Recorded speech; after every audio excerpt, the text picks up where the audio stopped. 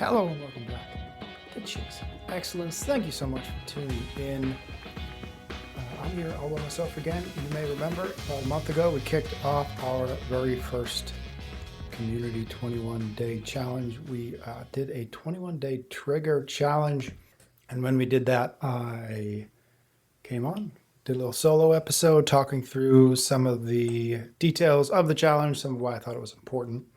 And so to close the loop on that, now that we're about a month from that kickoff, I wanted to come back, just talk a little bit about my own reflections of the challenge, as well as tee up the next challenge, which we're going to do here in a couple weeks. I will talk about that right at the end, so stay tuned for that. Before I jump into the specifics around the trigger challenge, I would love to just invite you to join us over at or in the Chase Club. The Chase Club is our premium membership where you get things like ad-free episodes every week. You get full and free access to our Chase Tracker app where these challenges live, or at least a version of them live, as well as you get our new Friday Chase Club Chat Club, which is where and when on Fridays I send out some additional ideas, some additional context or content for us to think about as we go through these challenges. And it's been really fun for me to put those together. So I send them out on Friday, and then folks inside the Chase Club, we talk about it, we talk through it, we ask questions, we examine it some more. And I will tell you, the process of digging even deeper into this trigger challenge by thinking about, by talking about, by expanding the ideas inside the Friday Chase Club Chat Club, really for me was where I got a ton of value, way more value than I expected, and more value than I would have gotten if I just did the little bit of homework every single day across those 21 days, which in and of itself was really helpful. But the additional work, the additional thinking, the additional journaling, or whatever else it spurred was, I think, where I got the vast majority of benefit out of this challenge. And so that was a happy accident. I didn't expect that, but that was a happy accident of the Friday Chase Club Chat Club. So if you'd like to join us for this next challenge, check the link in the show description or just go to chasingexcellence.email. First, join us on the free newsletter. And if you are so inclined, jump in to the Chase Club. I would love to see you there. I would love to continue building a robust community full of people who are fighting against the drift of everyday life so that we can continue to build a life of health and happiness and one with our hearts on fire. Okay, let's get into a brief recap of the 21-day trigger challenge. First of all, if you joined us, that's amazing. If you joined us in the Chase Club or in the Chase Tracker app, or you just did it solo, that's amazing. 21 days of focusing on anything, even if they're little bits of homework every single morning or every evening, that's really hard. And to be totally honest, there were many days, not many days, there were days where I kind of forgot I was in the midst of this. And so there were times where I had to go back 2 or 3 days, kind of catch myself up, and then go forward again. So I said this in the Chase Club Chat Club, but if it takes you 30 days to get through a 21-day challenge, I think it's still a win. And if you didn't join us in the 21-day challenge, or you just let it skip past you, you can, of course, always do it. It is inside the Chase Tracker app. There's a handful of pre-built 21-day challenges there. So if you join us at chasetracker.app, create a subscription, get in there, check out the challenges page, and you can start any of the challenges anytime you want. You can obviously do these on your own. You don't have to do them with us. I think there are 2 big things I wanted to just mention as we close the loop on this particular challenge. And there's just 2 things that I really started thinking about a lot as I went through the 21-day challenge. And the first is perhaps the highest level thing, which is this tug of war that I think we are always in as we go through life, as we go through our days. And it's a tug of war between the things that we want and reality. And I started thinking about this a lot as it relates to triggers, because I found that anytime I really started thinking about triggers and what was triggering me or what have triggered me in the past, what I was doing in the moments of being triggered was I was trying really hard to drag reality closer to my desires.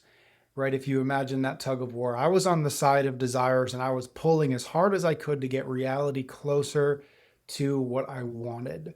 And I think that is the case every time we are triggered. It is also the case every time that we are frustrated, that we are annoyed with somebody else, that we are stymied by life's circumstances. We are on the side of our wants and we are trying like hell to pull that rope, to pull that other side, that side of reality closer to us, because then we believe we will actually be happy. Then we believe we will finally be satisfied. Then we believe we will be finally fulfilled and we can calm down and we can live our lives.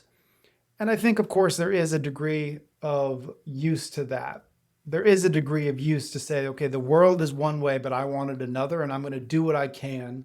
I'm going to exercise my agency in the ways that I can to drag reality a little bit closer to me, right? There's no other better example than the world does not want me to be healthy.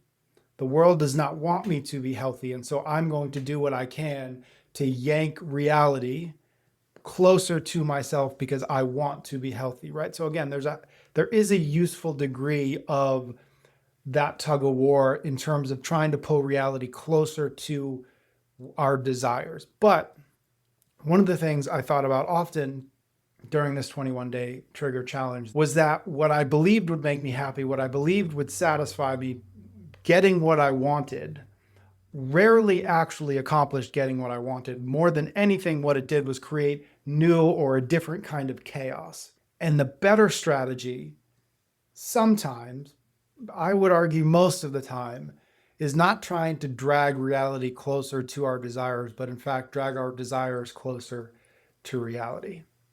And if and when we can do that, I think we can start to decrease the intensity of the things that trigger us, of the people that trigger us, of the situations that trigger us, because we realize that it is far better, it is a far shorter road to peace and peace of mind to accept the reality than it is to not accept the reality and instead try to drag it closer to the things that we want, to the state of being that we want, to a version of reality that we would really prefer. Because that ultimately is us constantly pushing back against the waves. It's us constantly fighting the tide instead of going with the tide. So, wants versus reality, understanding where it's useful to pull at reality to bring it closer to what we want, and where it is a much better strategy to pull what we want much closer to reality. So that was one of my big takeaways. One of the things I return to often in reflecting on the things that were triggering me or have triggered me in the past. If you've listened to this show for any amount of time, you know how we feel about Momentous. They've been a partner for this show for years, and they have earned our trust. They do things the right way. Every product independently certified by NSF for sport or Informed Sport, tested for contaminants, banned substances, or verified for label accuracy. If it does not meet their standards, it just does not hit the shelves. Today, we want to highlight something that a lot of people overlook, which is Momentous Fiber Plus. Most people talk about performance, go straight to protein, training, or sleep, all of course very important, but gut health is the overlooked foundation that makes everything else work. Fiber Plus is a complete 3-in-1 formula, soluble fiber, insoluble fiber, and a prebiotic resistant starch designed to support the entire gut health process. Energy stability, nutrient absorption, recovery, focus. It is the missing link for a lot of humans. Right now, Momentous is offering you up to 35% off your first order if you go to livemomentous.com and use the promo code excellence. That's livemomentous.com with the promo code excellence. This episode is sponsored by BetterHelp. May is Mental Health Awareness Month, a genuine invitation to pause and ask, how am I actually doing right now? Because here is the thing most of us do not say out loud. There are things that are keeping us up at night. Things we carry quietly, trying to figure out all by ourselves. And while that instinct is, of course, understandable, it's not always useful. No one has all the answers all by themselves. Having someone truly with you, someone trained to listen without judgment, to help you see what you can't see from the inside of all of it, that changes everything. BetterHelp makes it genuinely easy to find that person. It's a short questionnaire, a therapist match built around your needs, and 12 years of experience all behind that process. Over 30,000 licensed therapists with more than 6 million people served. You do not have to be on this journey all by yourself. Find support. Have someone with you in therapy. Sign up. Get 10% off at betterhelp.com/excellence. That's BetterHelp, HELP.com/excellence. The second big thing, and this is probably my biggest takeaway, is just and this is oversimplified, but a delineation between two kinds of triggers. And I started thinking about them as surface triggers and serious triggers. And surface triggers, I actually have come to stop thinking about them as triggers, because I think triggers really fall into the serious category. But for our purposes, surface and serious triggers. And the surface triggers are the annoyances of everyday life, the frustrations, the traffic, the boss who doesn't understand us, the kids who don't listen, the realities that we really wish would come quite a bit closer to our desires and our wants. And these surface triggers are what Ben and I have talked about a bunch, which is these are the opportunities, and they arise, I don't know, hourly, sometimes, certainly daily, certainly multiple times a week. These are the triggers that show up constantly. They are unavoidable. And the more we try to avoid them, the more they seem to show up. And so these are the reps. These are our opportunities in a low stakes environment to practice responding and not reacting, to start to feel what it feels like to get triggered, to start to raise our awareness of, oh, I feel this. I want to react to it, but I'm going to take a deep breath. I'm going to take 3 deep breaths. I'm going to walk away from this scenario. I'm going to take 90 seconds to let this emotion come up in me and then recede from me. And then I'm going to react, or I'm going to respond rather, in a way that I will be proud of. And I'm not going to react in a way that I'm not going to be proud of.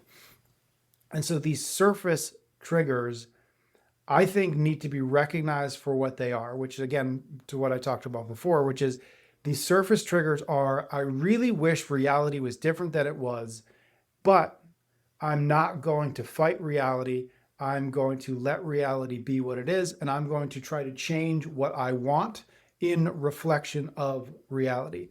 I really want my kid to listen and to eat his dinner and to go up and take a bath and to get into bed, but I recognize that he's not doing that at a speed that I would prefer.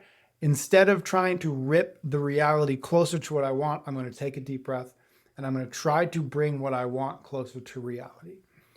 These surface triggers are I think what Ben is often referred to as the mental dojo, the mental gym. This is where we can get our reps. This is where we can practice. When the weight is lighter, when we can practice our form, when we can practice our consistency at dealing with these small surface triggers, so that when we get to the real weights, so that when we get to the real triggers, we are at least more capable because we have practiced more. We are ready for it. We know what it feels like. We have a strategy in place. We know what works on the small ones, and hey, maybe that'll work on the big ones. But at least we've given ourselves the opportunity to get better where the stakes are low, so that when we show up and the stakes are a little bit higher or very high, we are at least mentally prepared to do our best to respond and not react. And if we react, at least have the awareness of, this is happening, this is how I'm reacting to it. Can I stop this? Can I stem this? Can I decrease the amount of chaos that I might be reintroducing to the scenario instead of the piece that I wish I could be introducing to this scenario? So surface versus serious triggers. Those are surface triggers. And the serious triggers, I think, is what this 21-day trigger challenge hopefully exposed for you if you did it, or exposes for you if you didn't do it. And these serious triggers are the ones that are born out of something much, much deeper, something much harder to see, something much harder to wrangle, something much harder to stop in their tracks when they show up. And in the process of putting together the Friday Chase Club Chat Club material, I came across a lot of material. I did a lot of reading. I did a lot of watching. I wanted to share some extra stuff with the crew. And one of the things that I found was from a company called School of Life, which you should know about if you haven't checked it out already. School of Life. It was started by a philosopher and writer named Alain de Botton. I think that's how you pronounce his name. And this is from a video that they put out called How to Stop Getting Triggered Forever. And you can find that on YouTube. And I just want to read a little bit from it. It's a 6 or 8 minute video. It's worth watching. But in the video, Alain says this. He says, our triggers are a secret guide to our own private histories. They tell us about things that we were once very afraid of. Even if we don't remember too much about our past, we can guess everything we need to know from reverse engineering our triggers. And again, that's from a video called How to Stop Getting Triggered Forever, which admittedly is a little bit of a hyperbolic title. I don't know if we can ever stop getting triggered forever, but still the point remains, which is that these triggers are a secret guide to our own private histories. And so when we start to be able to delineate between surface triggers and serious triggers, when we can start to identify this is a thing that is just annoying, this is part of life, this is part of being an adult that I have to learn to better respond to. Okay, so that's a massive bucket of what we could perhaps call triggers, though I'd like to call them annoyances. The other triggers, the real triggers, the things that truly affect the quality and direction of our lives, the thing we have to figure out is where the heck these things are coming from. What in our past is bubbling up? What invisible scripts are we running because of something that happened in our past? Even if we don't fully understand it, even if we don't fully remember it, as he says in the video, we can guess everything we need to know from reverse engineering our triggers. And so hopefully if you go through the 21-day trigger challenge, what ends up happening is you start to recognize how similar the situations are that trigger you. It's that and it's that person. And why do those two things that seem unrelated or are unrelated, why do they create the same feeling in me? Why do they create the same reaction in me? If you do that enough and you connect enough dots, or you connect the same dots enough times, you have to start going deeper. You have to start recognizing there's something here. This isn't randomness. This isn't because I'm a bad person. This isn't because I'm tired all the time.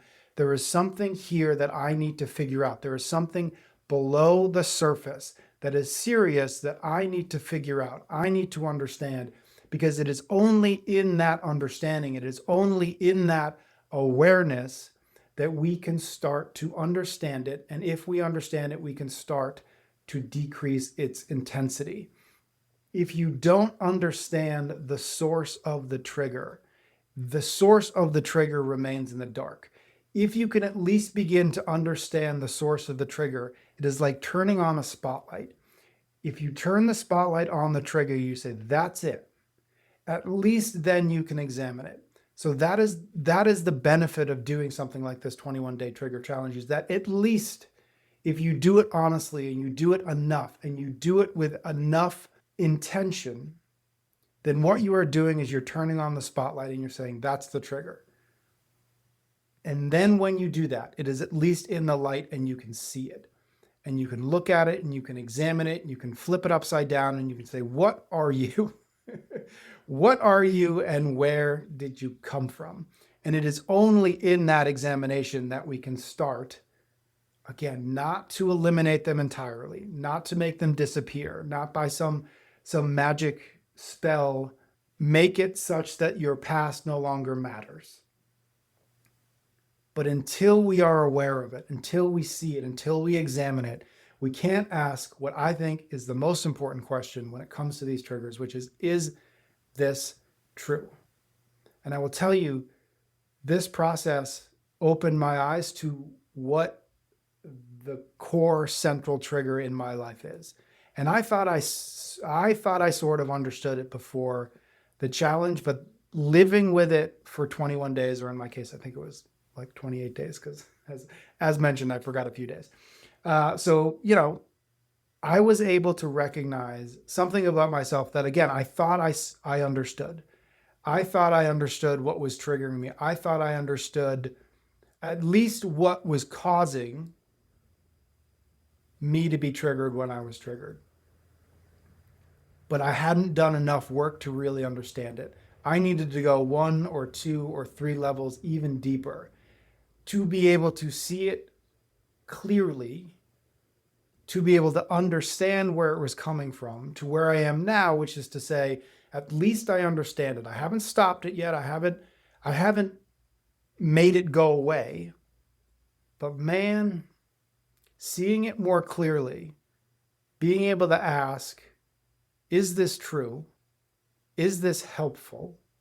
Is there a better way to respond to the scenarios or the context that have in my past triggered me? Makes all the difference. And triggers aren't fun. I made this joke on the Friday, the Chase Club Chat Club, which is like, hey, are you having fun thinking about all the things that trigger you? Of course not. That is not fun work.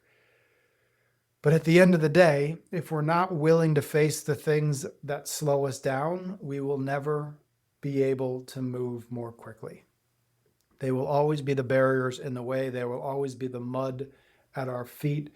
There will always be the weight vest that we never remove. So I hope that if you didn't do the 21-day trigger challenge with us, I do hope you still do it. At the end of that first episode, I gave a few questions that you could do without the formal 21-day challenge.